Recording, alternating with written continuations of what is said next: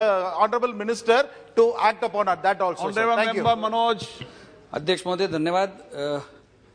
बहुत अच्छी बात प्रधानमंत्री जी के नेतृत्व में माननीय खेल मंत्री जी ने सारी बातें विस्तार से बताई। मैं इनसे केवल इतना जानना चाहता हूं क्योंकि इनके पास INB मिनिस्ट्री का भी चार्ज है, तो ये सारे खेलों को क्रिकेट छोड़ के प्रोत्साहन देने के लिए चैनल्स के ऊपर सरकार की क्या उपाय योजना चल रही है? राजवर्धन जी। अध्यक्ष महोदय धन्यवाद। मैं ब्रिजभूषण जी से बिल्कुल सहमत हूं कि और एक खिलाड़ी के नाते मैं बात कह रहा हूं कि देश के अंदर पहली बार शानदार सुविधाएं और रिकॉग्निशन खिलाड़ियों को मिल रहा है। उसके लिए मैं माननीय प्रधानमंत्री जी को धन्यवाद देता हूं और खेल मंत्री जी को धन्यवाद देता हूं। मेरे दो सुझाव हैं, छोटे से बड़े संक्षिप्त में देता हूं मैं। आपने कहा कि कुछ इंफ्रास्ट्रक्चर जिसके अंदर अभी तक पूरे नहीं हुए, उसमें राज्य सरकार की कमी की वजह से वो पूरे नहीं हो पा रहे। मेरा सुझाव है कि जो ऐसे इंफ्रास्ट्रक्चर हैं जिसमें केवल और केवल केंद्र सरकार का पैसा लगा हुआ है, उनकी आप सूची मंगवा लीजिए और उनको आप नियमित समय से पूरा करवा दीजिए। दूसरा मेरा सुझाव है कि वैकेंसीज होती हैं हर डिपार्टमेंट में खिलाड़ियों के लिए, उसमें बहुत सारी वैकेंसीज बिना भरे छूट जाती हैं। मेरा सुझाव है कि पूरे साल की जितनी भी वैकेंसीज है वो एक सेंट्रल एजेंसी उसको पूरा करे ताकि कोई भी वैकेंसी खाली ना जाए। धन्यवाद।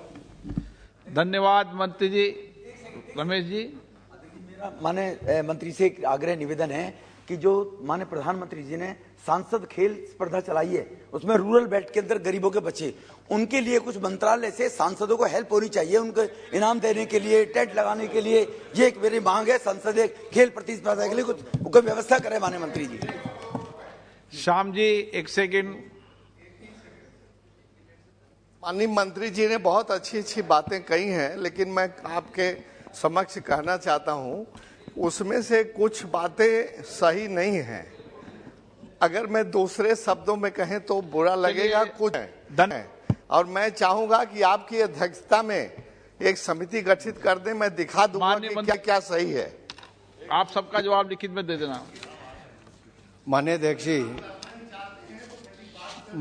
जी, जो मान साहब ने यहाँ पे बात कही कि फुटबॉल की अगर मैं बात करूं तो फुटबॉल के लिए सर अगर सारी टीम्स कहीं सिलेक्शन करनी होती है और क्वालिफाई का भी उसका एक अपना तरीका रहता है, तो अलग अलग जो नेशनल स्पोर्ट्स फेडरेशंस हैं, चयन का अधिकार नेशनल स्पोर्ट्स फेडरेशंस के पास है देश की टीम को चुनने का और उनको विदेश में भेजने का।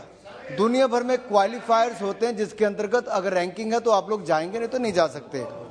दूसरी बात जो इक्वेस्टेरियन की बात आई, धन्यवाद, ये एक अच्छा सुझाव है कि इसके ऊपर क्या सेंट्रल पूल क्या घोड़ों का हो सकता है, हॉर्सेस का हो सकता है, ट्रेनर्स का हो सकता है, नहीं हो सकता है, इसको दिखवा सकते हैं इक्वेस्टेरियन एसोसिएशन के साथ मिलकर।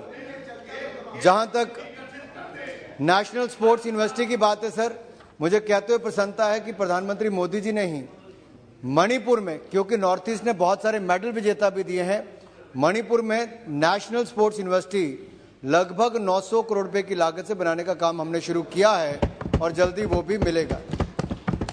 राज्यवर्धन जी ने अच्छा सुझाव दिया है कि जो खाली वैकेंसीज हैं स्पोर्ट्स पर्सन्स की, उनको भरा जाए। और दूसरा जो सुझाव दिया गया कि जो पैसा खर्च नहीं किया गया उसके लिए भी वो हमने पहले प्रक्रिया शुरू कर दी है कि जिन राज्य में नहीं हो पाया उनसे पैसा वापस लेके किसी और प्रोजेक्ट पे लगाएंगे, नहीं तो जहां आधा बन गया उसको पूरा करके तैयार करके अगले वर्ष में देंगे। धन्यवाद सर। Thank you. धन्यवाद। गैर सरकारी कार्य प्राइवेट बिल इंट्रोड्यूस।